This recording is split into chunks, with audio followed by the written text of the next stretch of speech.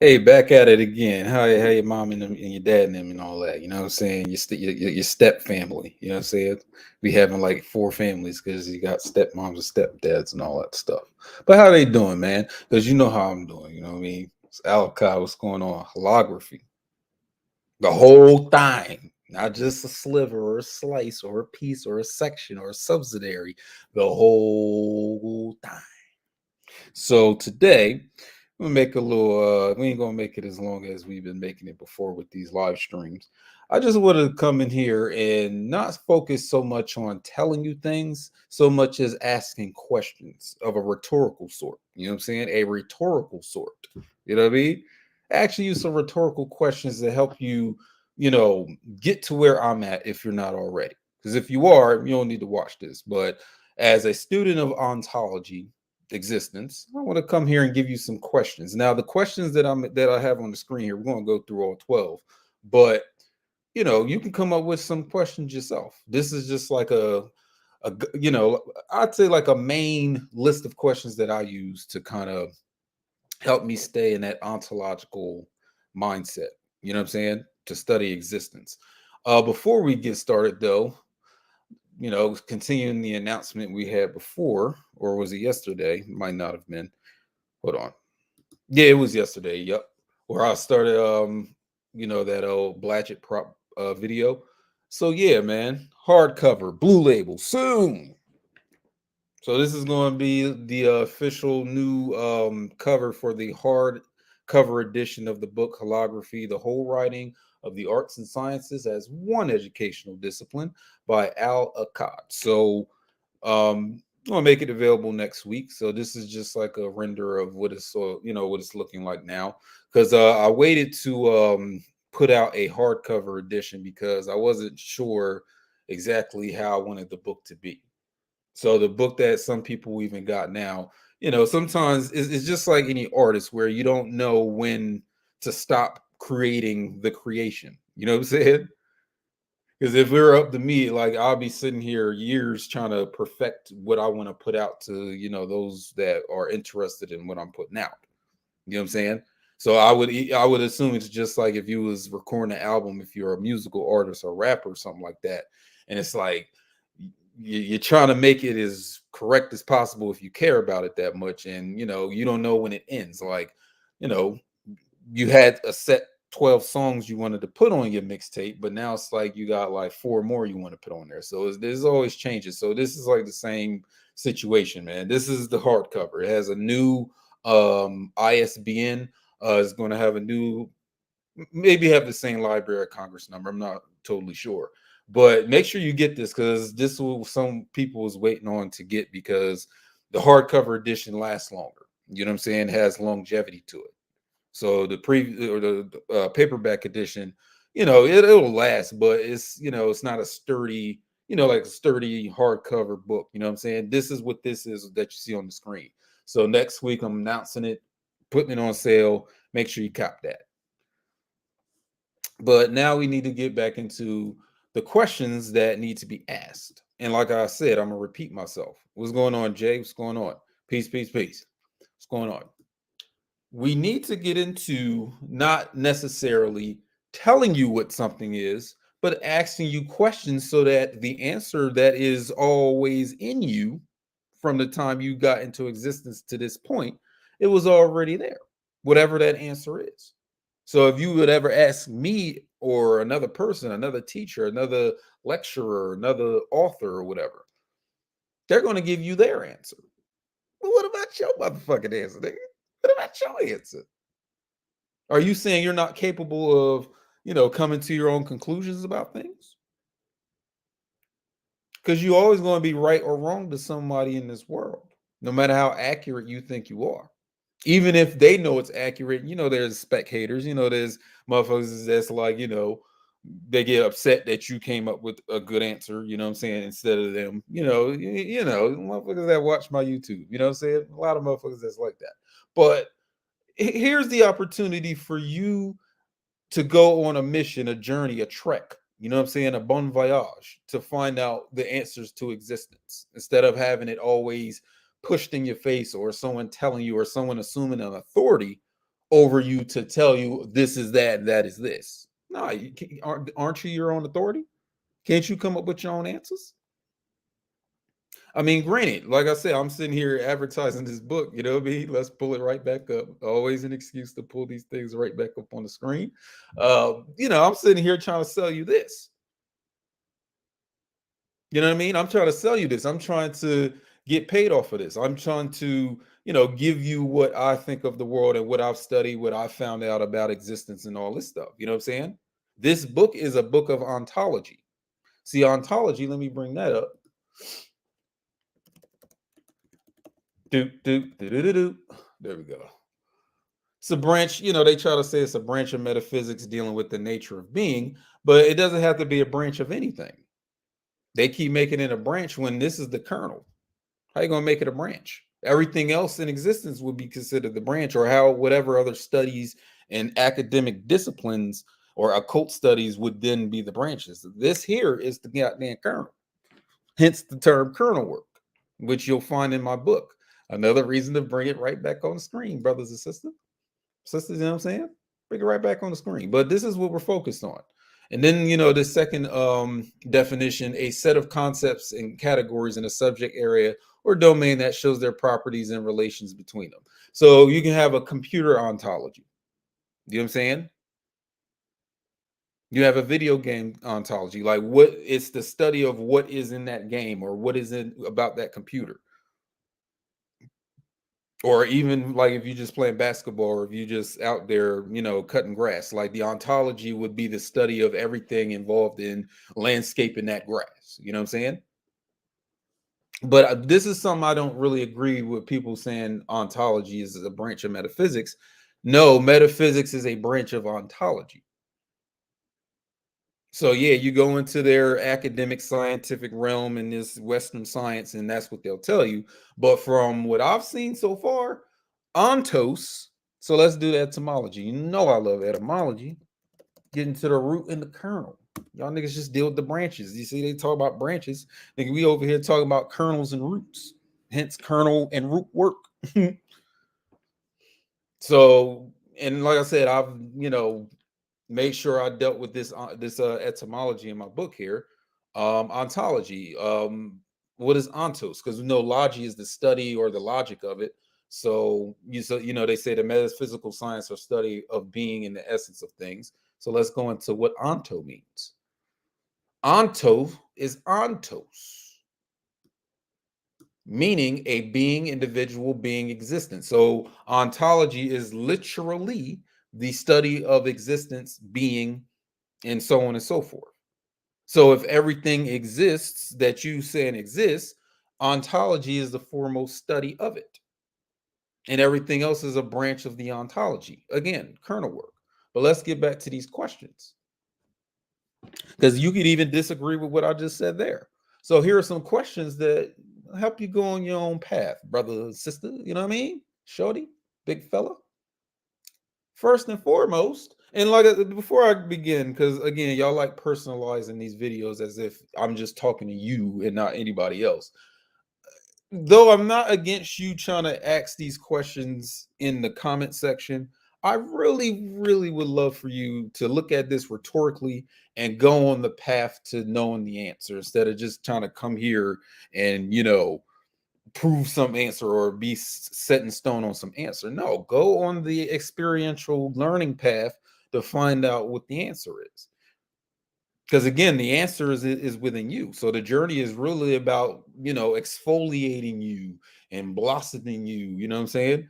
And unfolding like you it's really, you think it's a journey going outward, but it's a journey going back with it. You know what I mean? So very first question here is, why does something ultimately exist? It could be anything. We could be talking about anything. Physical, non-physical, metaphysical, tangible, intangible, living, inanimate, dead. Doesn't matter what it is. This world, another world, this timeline, that timeline, this multiverse, this omniverse, this dream, this nightmare, this altered state of consciousness, whatever it is in whatever domain it's in. Why does something ultimately exist?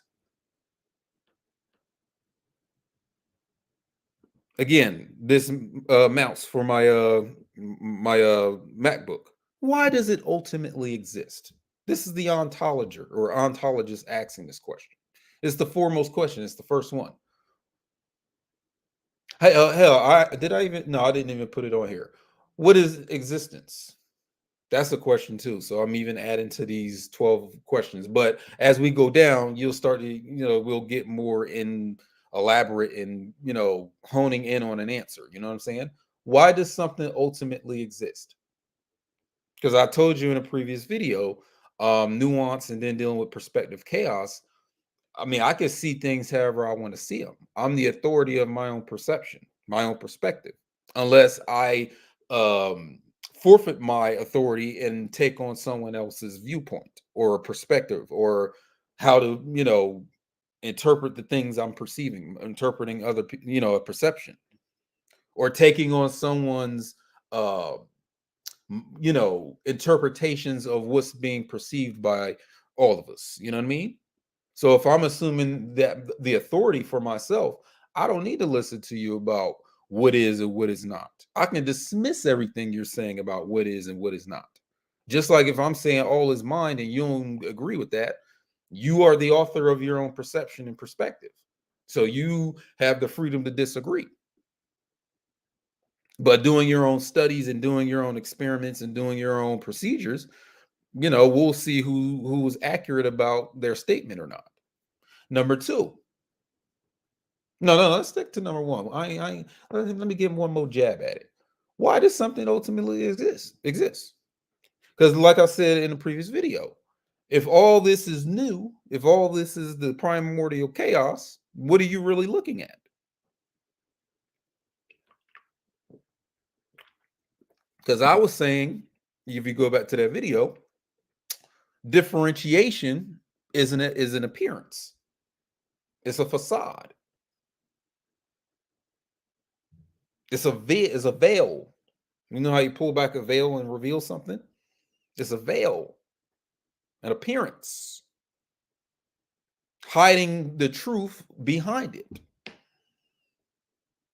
So as you're looking at things, calling them things, and is one thing is differentiated from another. What if that's not the true way to look at it, or the most accurate way to look at it?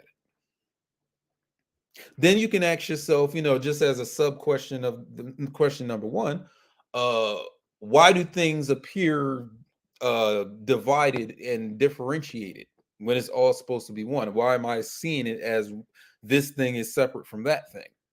Number two, how does it exist?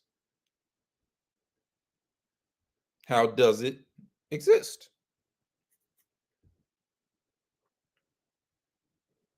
How does it come into being so that it can come into my experience? In other words, to rephrase the question. You know what I'm saying? So this remote to my TV, how did it get here? How does it come to be? Because if you do it on the surface, it's like, okay, it was manufactured at some electronics company, you know what I'm saying, along with the TV that it's assigned to or attached to. But is that the furthest you can go in assessing how did it come to be? Because they have to get the material from somewhere. They have to get the plastic, the rubber, the metal, you know what I'm saying, and any other um chemical compound in order to construct this thing. So where do those elements come from, or those compounds? But then it can ultimately be tied back to what I said about primordial chaos, looking like different compounds and elements. But it's up to you to agree and disagree, or to agree somewhat or disagree somewhat. You know what I'm saying? Number three, what is it in and of itself? What is it in and of itself? So I have a pad of sticky notes here on my desk here, or next to my desk. So, you can't see it because of the green screen, or the virtual background, but just work with me. You know what I'm saying? This is a pad of sticky notes. What is it? Well, what is it in and of itself, though? Is it paper, or is it that primordial chaos, that new, that prima materia appearing to be what do you think this is? Because then we wouldn't stop there, right? What about my flesh of this body? Is it flesh, or is it um you know new appearing as flesh? Or even the air that you can't readily see with your eyeballs, but you can feel, you can smell things through it. You know what I'm saying? You can taste it. I I taste that loud in the air. You know what I'm saying? Is it that loud in the air, or is it the new shaping and configuring itself to be that loud in the air? See, there's levels to this ontos. Let me go back to the word because I know you forgot what it meant. Ontos, existence. Or you can even say, to describe something, like ontic, pertaining to the existence of structure in an entity.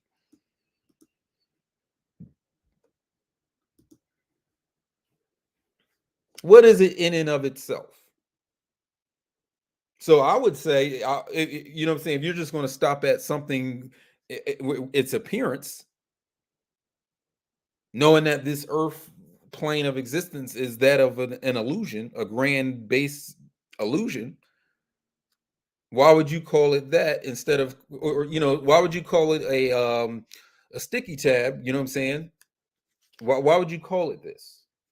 Because you have been assigned the name to it and you just ran with it. You never questioned why they called it that. What is it in and of itself? Because there's a lot, you can go throughout the school system, you can go on YouTube, you can read all these books, and they're constantly telling you what something is. They're constantly telling you what it is. But do you have to agree with every fucking definition or every designation of what it has been said of it?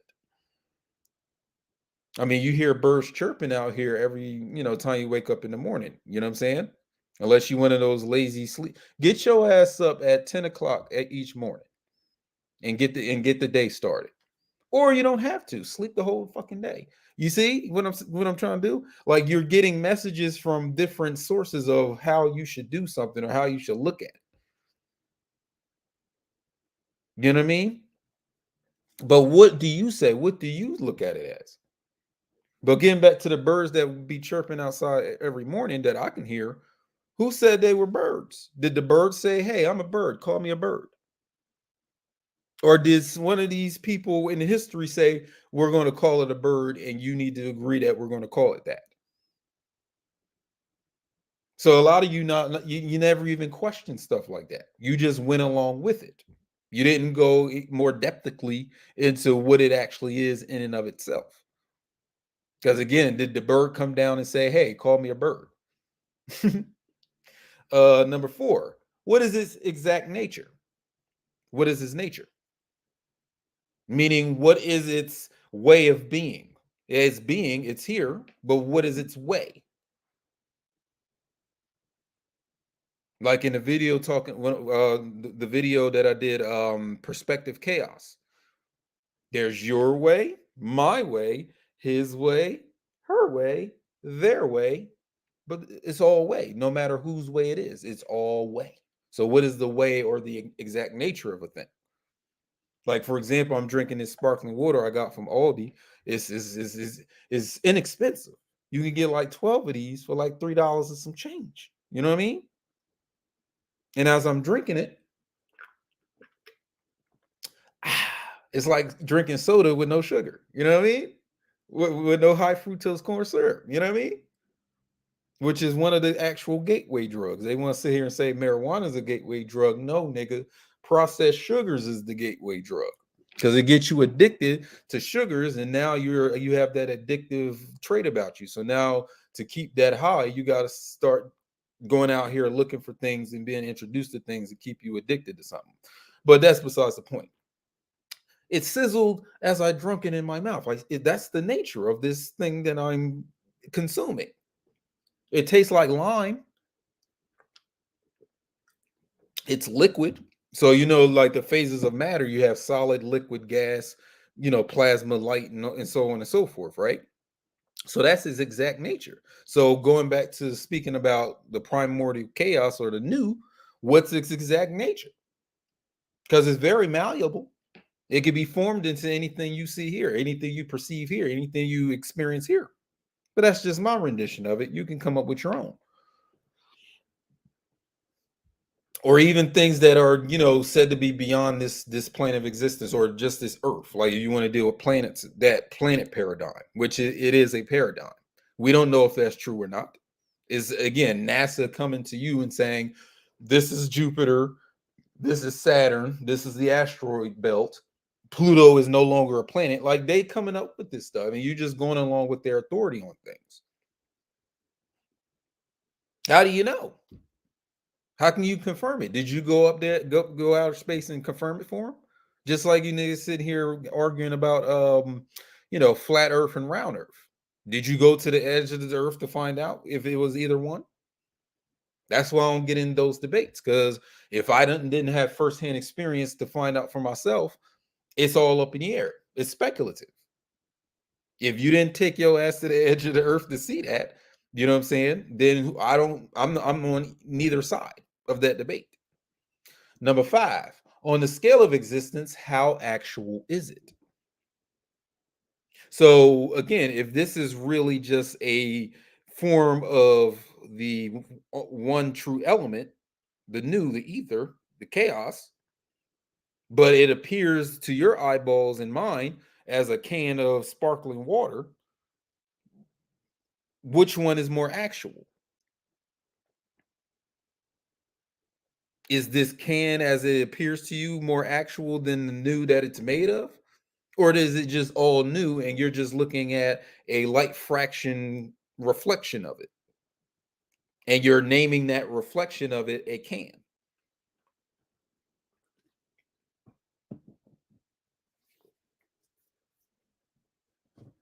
Because now there's scale of existence, right?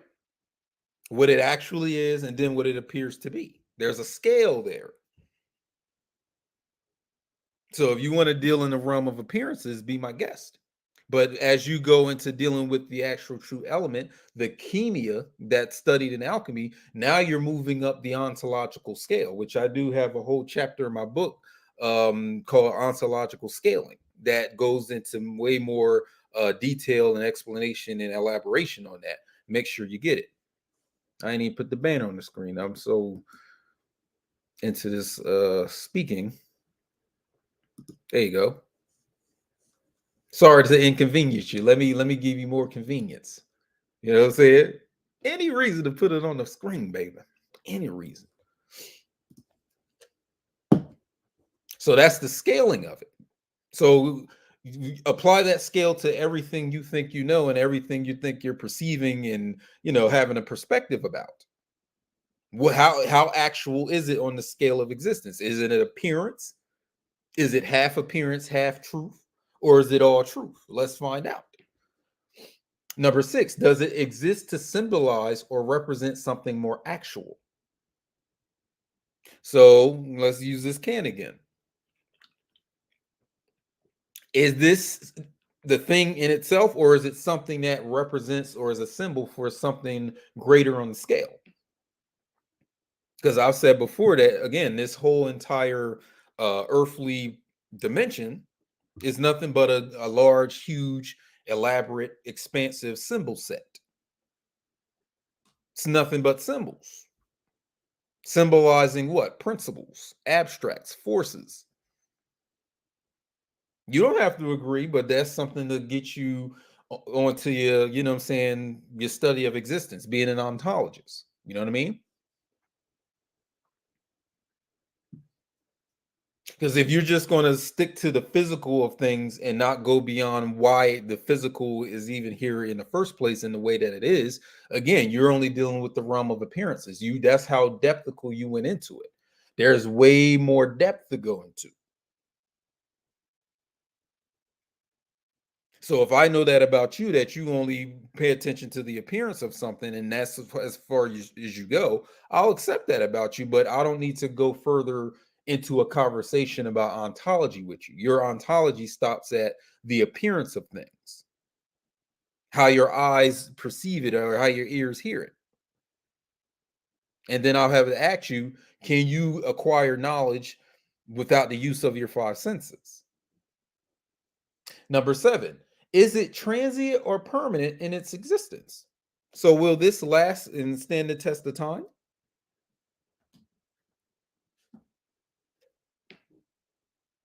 Will it keep this form from the beginning of time to the end? Is it a constant or is it a variable?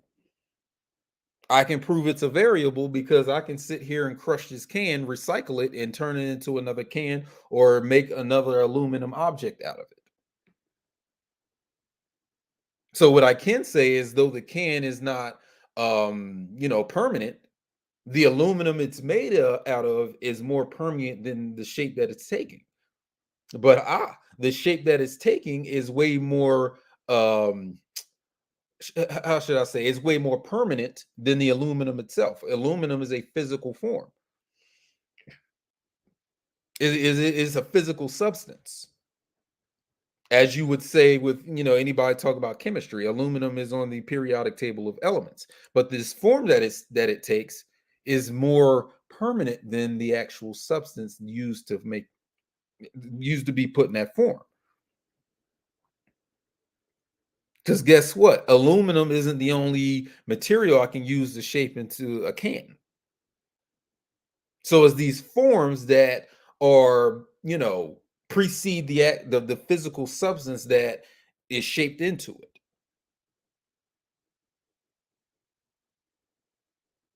Because you know about the whole thing about radio decay and radioactivity and all of that. That can happen to this aluminum within this physical dimension. But that form, I can have this same form 8, 7, 50,000 years from now and 50,000 years before. So there was one idea I had came up with like 8 years ago, because I remember the year I came up with it. I was walking, just doing a lot of walking at that time, just walking, thinking, walking, talking, what I'm saying, contemplating. And I was like, well, what if all the forms that we perceive in this physical thing precedes time? And it's only at scheduled points along this timeline that this form will appear, disappear, appear for a while, disappear for a while. So all forms that you could ever perceive are already pre-made. They're already they pre-exist this timeline of events.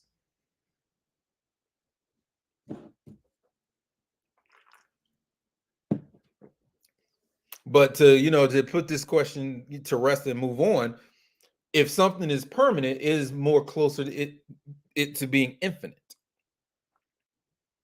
So you have certain principles like love, hate, jealousy, and these different types of emotions, these different types of feel, serenity, quietness, chaos. Like these are principles that will outlast any earthly construction, because everything earthly is always transient. But we can move on. Does it exist independently or must other things exist for it to exist? Going back to this can. Again, for this can to be as total as it is and as I'm observing it, there are things that have to exist first for it to be what it is. The aluminum has to exist. The shape has to exist. The green and yellow and blue marking, the dye that has to go in the aluminum has to exist for this to become its complete thing. You see what I mean?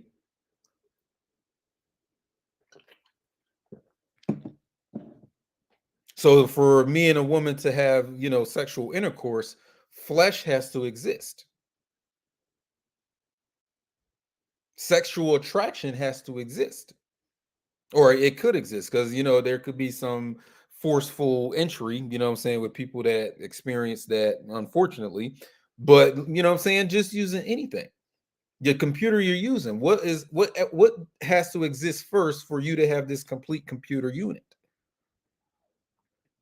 Calculation, for example, if we're thinking abstractually, calculation is not a physical thing. It's an abstract. It's not physical. It's an intangible idea. It's a concept where you're calculating, computing, doing math. Like that has to exist for this computer to be a thing. Which leads right into the next question.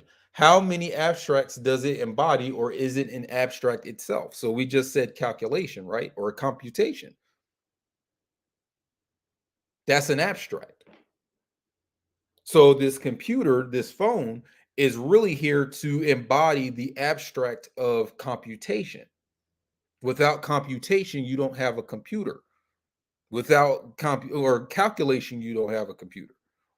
Because computation and calculation are interchangeable terms. So these abstract principles have to exist first in order for these physical things to embody them.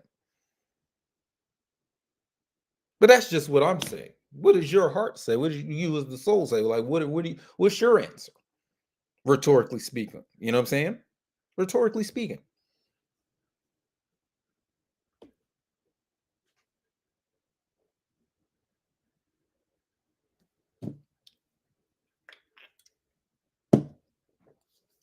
So the concept of the human has to pre-exist the actual human body, as another example. Otherwise, you don't have a human body there's no reason to produce one in existence. The concept of humanity and humans and humanism has to precede the actual physical bodies that make up the whole humanity.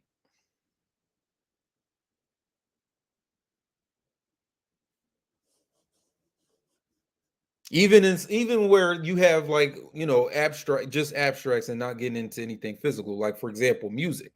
So you have hip hop, rap, right? In order for hip hop and rap to be a thing or an existent feature of this world, what had to precede it? Rock music, funk, punk music, you know what I'm saying? Gospel, jazz, blues, even classical music, you know what I'm saying? Drums, drum beats, rhythms, melodies, music itself. Without music as the great abstract above it all, you don't have any of this stuff. None of this stuff can come into existence without music being established first in existence. It has to precede all of that for all of this to come through. Because it's all under the umbrella of it being music, whether you want to slice this to be hip hop, country music, mumble rap, you know what I'm saying? Then it starts to go into a divide. Then you start having branches of the kernel, which is music. Number 10, how were we led to the knowledge or belief that it exists in the way that it does? So who told us this was called a can? Who said this was sparkling water inside of it? How did you get that information? Who told you that? Because it seems simple. Okay, yeah. So the store tells you that. But is that what it's actually called? It's just like the thing I was talking about with the birds. Did an actual bird come to you and say, "Hey, nigga, call me a bird. We're birds"? Did a bird ever do that? Or a bear, for that matter? Or a fish? A rabbit, nigga? Did any of these creatures ever come to you and say, "Call us this"? So who came up with the name for it? Who came up with the designation, the label? Who came up with that? Who said you should call it this? You got to trace it back, because this now you got to do that with everything you're dealing with.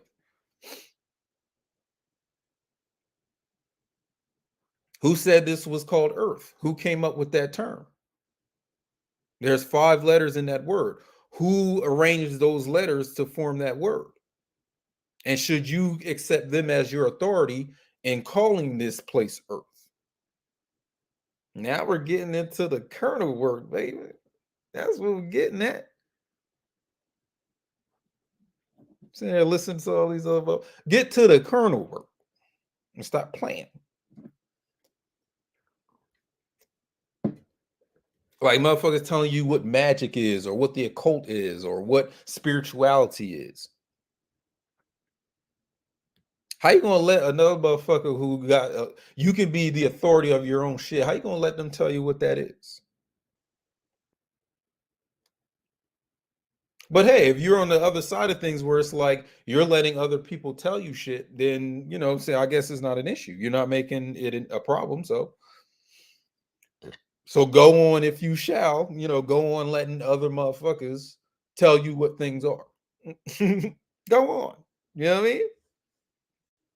Submit to their understanding, submit to their teachings. Let them be the author of your understanding and never be able to be the author of your own understanding. Let's move on. And even belief systems, before we move on, even just what you think, what you believe. You wasn't even thinking of no flat earth, for example. You wasn't thinking of no earth being flat until they started introducing this shit on the internet and on YouTube. Nobody was even thinking about that. Everybody was pretty much unanimously saying this is a round earth. And we went to school and they told us, another place where they tell you shit and they concoct make up shit, you know what I'm saying? Everything made up, niggas stay woke.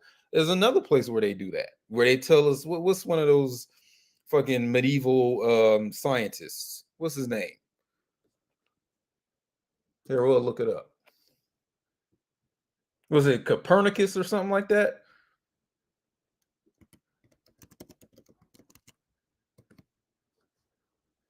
He was a polymath. Yeah, no, he was responsible for the heliocentric system that planets orbit around the sun. So what do you see in every fucking classroom across America across the world? Is always have that solar system set, right? Where all the planets, there is a mechanism, a machine where you can turn it and all the planets are going around the fucking sun. That's this this is the father of it, so called. But who says I gotta listen to this motherfucker about anything? I ain't gotta accept nothing that he ever said or is told or wrote. Who said I had to? Who's your authority? Who's my authority? Why are you submitting to these people? I think it was this nigga, Galileo Galilei, that said with the round earth, right? No, it was definitely the Copernicus nigga. One of them. It's always one of these European, medieval, Greek, Roman, Western white people telling you what something is and what it's not.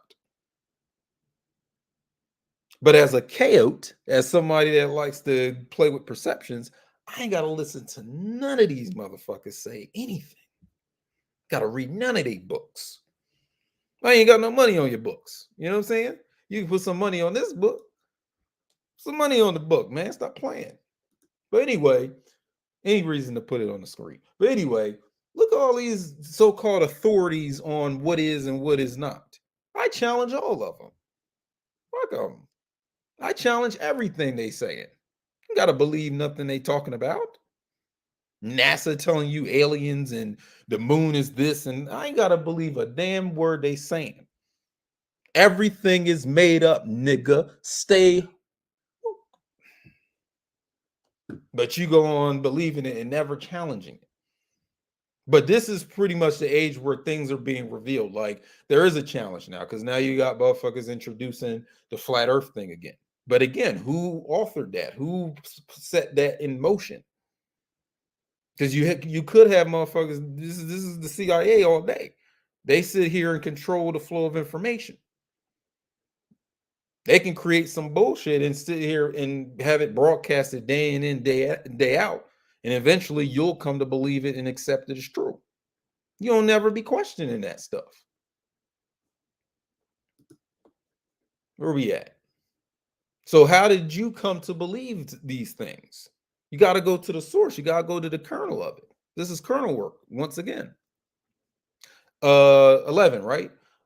Hold on. Yeah, 11. Does its existence reflect anything about me, my identity, my nature, my purpose, my origin, or my existence? So now this is where you want to start being self-referential. How does this thing relate to me? How do I compare to this thing being in my face? Are there correspondences? See, now we're dealing with principle of correspondence. How does this thing correspond to me? Is there a relation? Does it compare? Does it contrast? Because again, going back to this can of lime flavored sparkling water, you know what I'm saying, with essential vitamins and nutrients and stuff like that. How does it relate to me? How are we the same? How are we different? These two configurations, a human body and this can of, you know what I'm saying, this aluminum can. So if you start dealing with themes like container, it contains this this sparkling lime water. But this body is a container too, because it contains my bones, contains the organs, it contains the blood, you know what I'm saying? Cartilage, semen if you're a man, you know what I mean? Ovaries if you're a woman. Like it's a container.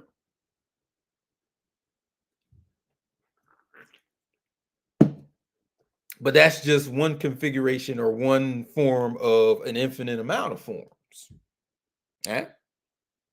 An infinite amount. Hence my equation, A equals 1 over infinity. A equals 1 over infinity.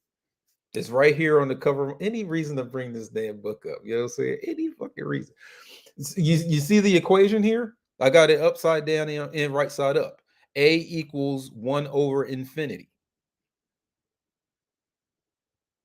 So that infinity represents all forms in existence, all experiential forms, be they physical or metaphysical, be they tangible or intangible, nominal or phenomenal, inanimate or animate, in this plane or another plane. You know what I'm saying? How does all those forms relate to what I think I am? Because we ain't even got to stop at my physical body as part of my identity. My physical body is only a sliver of who I am. I am way more than my physical frame or physical appearance of what you see here. But you live in a world where most people are focused on your physical body rather than anything else about you.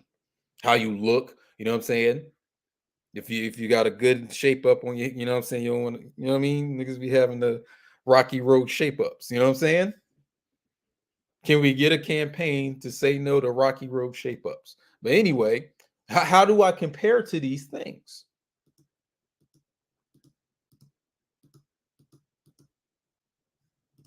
How do I compare to all these experiential forms? Even when it comes to, for example, if I had a wife or a girlfriend or a female person that I was interested in, because then there's a reflection going on, right? Relation is reflection. So everything relates to you because everything is a reflection of you being just an existent form.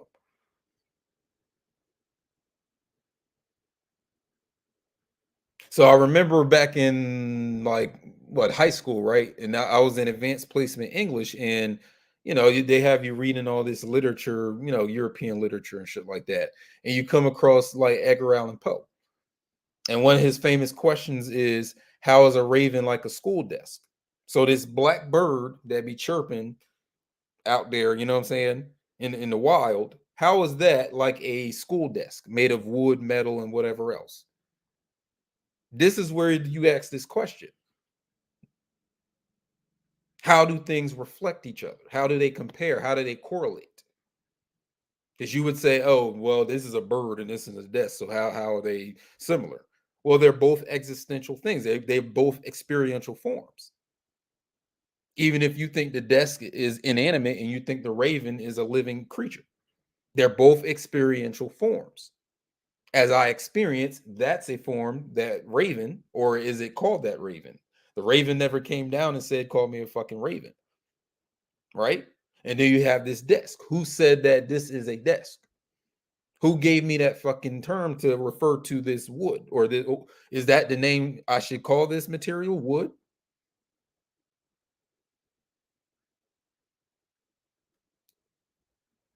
Hey, I get it if you don't want to question these things. You want to stay safe in the paradigms that they give you. Okay.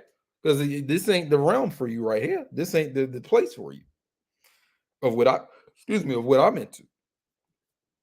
As an ontologist, I can make up my own decisions on what things are. I don't need you to tell me what it is. Because I'm assuming authority over my perspective and, you know what I'm saying, my existence. I get to call it what it is. I don't have to speak English. I can make up my own language. I can make up my own alphabet. I don't have to share it with you. I don't have to bring you into it, but I can make it up. And I can share it if I so choose. Just like whoever invented these languages out here. You know what I'm saying? So whose authority do you accept? And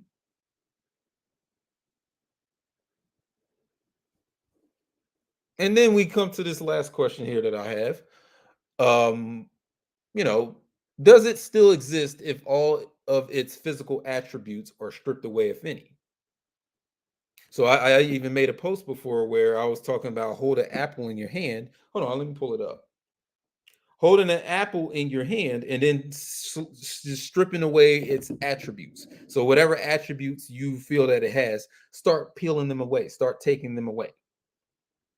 What's left?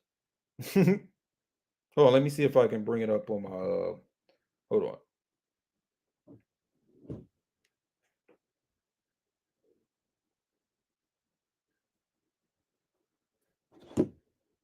Is it making sense? Like is it registering? You know what I'm saying? Because you can leave. Like you can get out of here if you want to, you know what I mean? Hold on.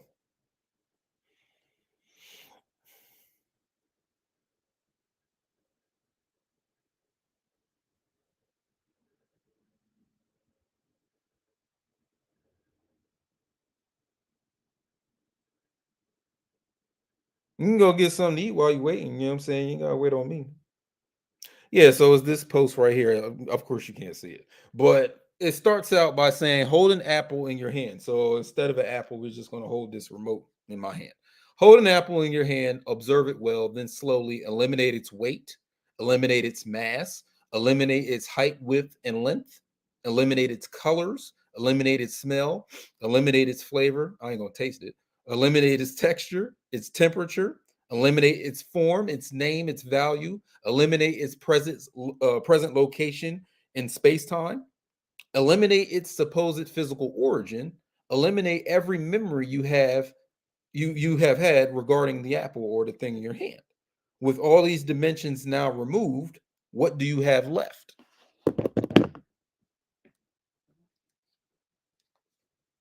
That's a question of ontology.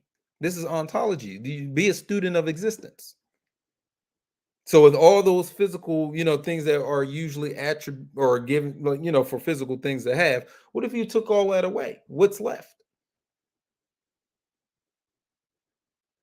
Again, we're taking away its color, its weight, its length, width, height. We're taking all that away. We're stripping all these attributes and aspects away from it. What is left?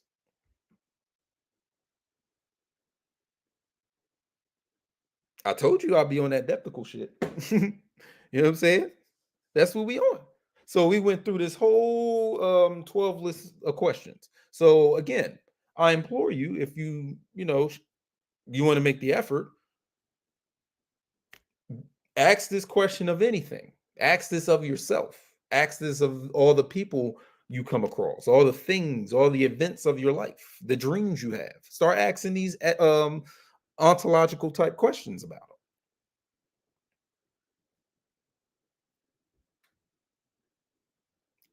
I mean, a lot of us are still in debate about what a dream is. Some of these questions would apply to figuring out what the fuck a dream actually is. What is it? What is its exact nature? What is it in and of itself? How does it exist? Why does a dream ultimately? Why do we dream? So, as far as you letting other people tell you what these things are, that's you not being able to come up with your own conclusions. And hey, if you want to be the slave of someone else's paradigm or structure or system of this stuff, be my guest. But again, if you want to be on this level of ontos existence and coming up with your own conclusion, then let me be of assistance to you. And this book was written for that purpose. If we talk about purpose too, we can talk about telos in another video, but this is all about ontology. A whole section of this book is dedicated to ontos, being. So again, that's all I wanted to share. I didn't want to go too long with this video. So let me go ahead and put my patrons back on the screen because they deserve it. You know what I'm saying? They support them, brother. Gotta give them the light. You know what I'm saying? The light to have them go through the site. You know what I mean? Put them on the screen. So again, be a student of existence. Highest level of student or study you can have is being an ontologist. Because we can talk about epistemology where we talk about, or episteme or epistemology where we talk about the knowledge of something, because that would be the next step down. But ultimately, we're dealing with the existence first. Knowledge has to exist. If knowledge doesn't exist, there's no need for an epistemological study.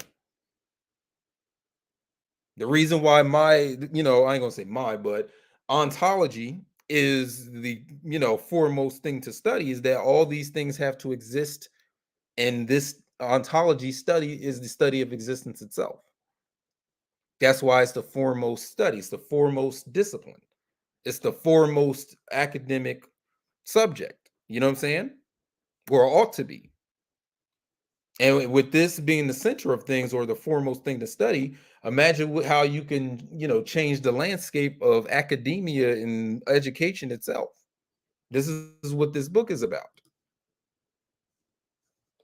So again, you want to go further? Come learn. And not where I'm telling you stuff. You're going to be going through things so that you can have an extraction, because that's true education, where things are being drawn out of you. The true answer, the answers you're looking for is never out here in the physical. It's never beyond you. These experiences exist so that the answers can be drawn out of you.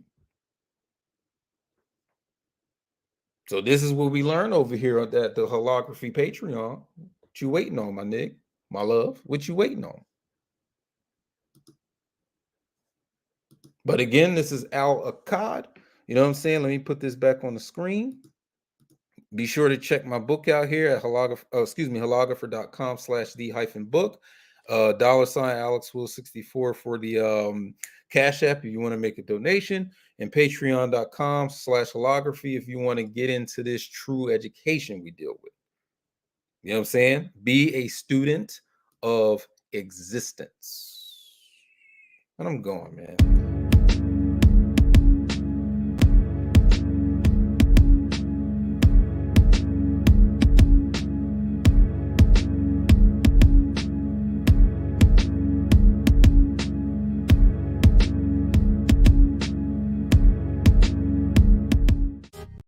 Greetings, folks. This is Al Achad. Had to cut into the video to let you know that this book here, Wholography, now it's on Kindle, Amazon Kindle. So if you have the Kindle service, you can definitely check it out. There's even a longer sample for you to read, where you can really get into if you really want to know about my book or not. For me, it's more about getting the book out there rather than trying to make a sale exclusively. So but if you are one of those scholars where you want the book, you want to do some highlighting and some annotating, and you really want to tear it apart, which that's what I really want you to do, then definitely go to my website, holographer.com/the-book. You know what I'm saying? And do it that way. Either way is cool with me. And now back to the video.